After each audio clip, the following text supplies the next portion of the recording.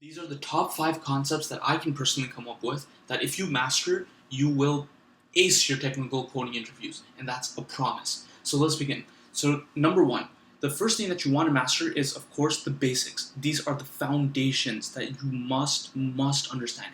And you don't want to just write it on the computer. You want to also write it down on a whiteboard or a blackboard or just a pen and paper, because some technical coding interviews will ask you to write it on a whiteboard, and if you can't, if you mess up the syntax or if you don't remember the syntax, then yeah, that's going to go downhill very quickly. So you want to master the basics. So this includes things like your very basic concepts, like your loops, your conditional statements, functions, methods, um, passing in parameters, when to use public static void or when to use statics or stuff like that.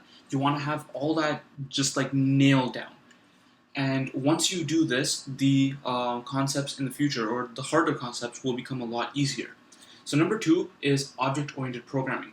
So a lot of technical coding interview questions will be based on object-oriented programming. So you have to make an object of a class. You have to understand inheritance, polymorphism, abstraction, stuff like that. And if you don't know how to implement those, I highly suggest you watch videos on object-oriented programming, which I have covered thoroughly in my channel. So if you haven't, I covered every single one of these except for recursion and dynamic programming, and I'll make a video on that a bit later.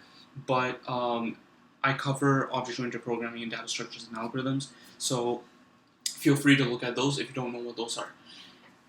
And with that being said, number three, data structures and algorithms. So know what linked lists are, know how to implement them, hash tables, hash maps, hash functions, understand those.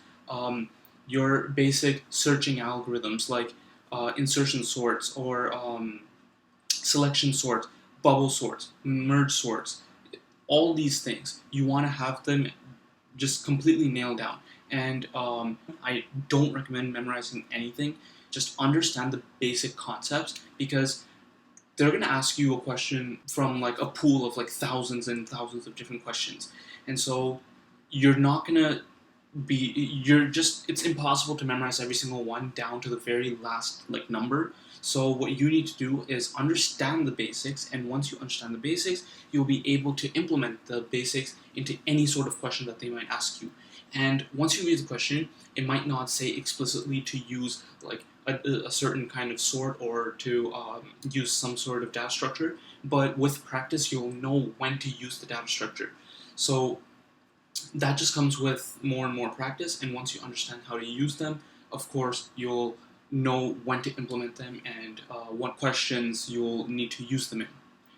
Number four is theoretical concepts. So understand the theory behind your programming concepts.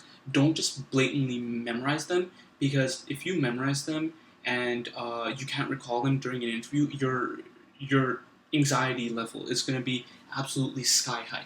So the last thing you're going to want to do is memorize a whole bunch of things. You want to understand why we have a stack, or what is a heap, or why we have a heap, like what's the basic idea of a heap and a stack, a whole bunch of things like that. You want to understand the theoretical concepts before you go into the actual implementation of the thing.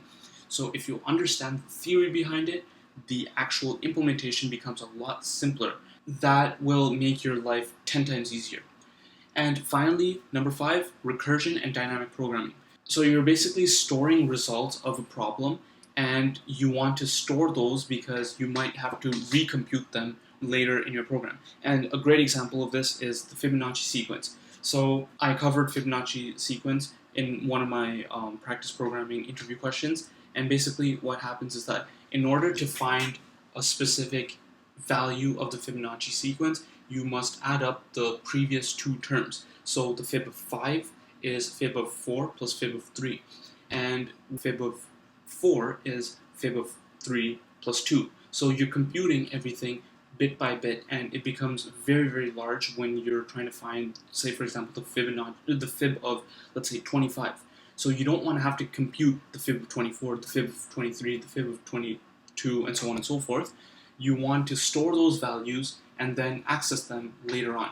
So instead of it becoming O of 2 to the power of n, because it's just growing exponentially, you want to have it so that you store the values in, for example, let's say you store it in a stack or something, or a queue, and you just search through the stack or the queue, and that becomes an O of n, so a linear time complexity, which is far more efficient than an exponential time complexity. So that I'll explain more in future videos. I probably confuse the hell out of a lot of people, but recursion and dynamic programming you want to understand really well, because these questions are asked a lot in your technical coding interviews. So I really hope this video helped. These are the 5 concepts that you want to master before a coding interview.